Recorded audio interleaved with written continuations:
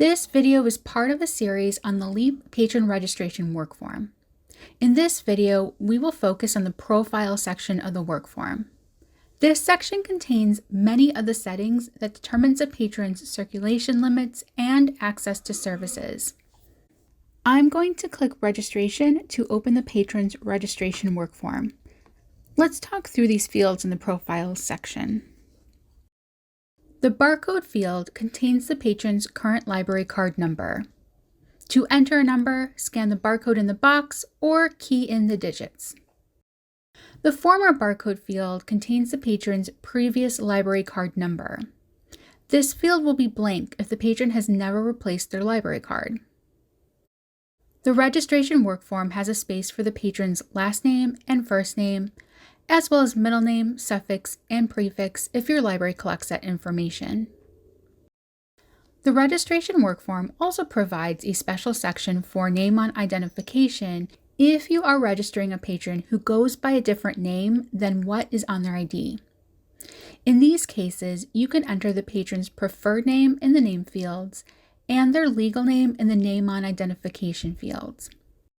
There is also a checkbox that will prompt print and telephone notices to use the patron's legal name if needed. Some patrons may use a mononym, or you may be registering an institution, like a school or a business.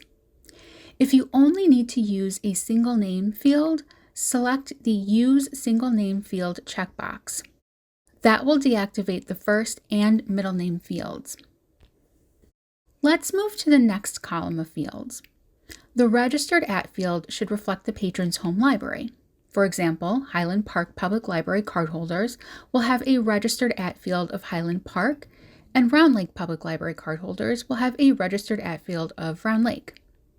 The Registered At field is used for statistics, eligibility and prioritization for holds, and by some databases and e-content vendors to determine access. The patron code determines what circulation policies and limits to apply to the patron when they're checking out. For example, the maximum number of items the patron can have at one time is determined by the patron code. The expiration date will be autofilled based on your library settings. If giving a different expiration date than the default, click on the field and use the calendar to select the correct date.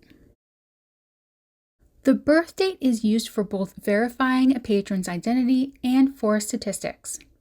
If registering a school or business that does not have a birth date, enter a placeholder date of January 1st, 1900.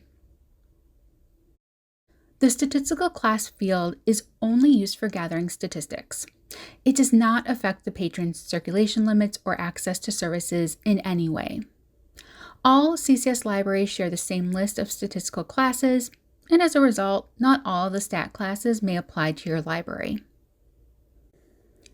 Finally, a patron may set up a username in the Power Pack to use during login in place of their library card number. Usernames must be unique.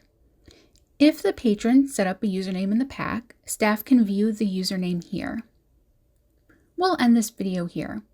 The next video in the series will review the Attributes section of the Patron Registration Workform.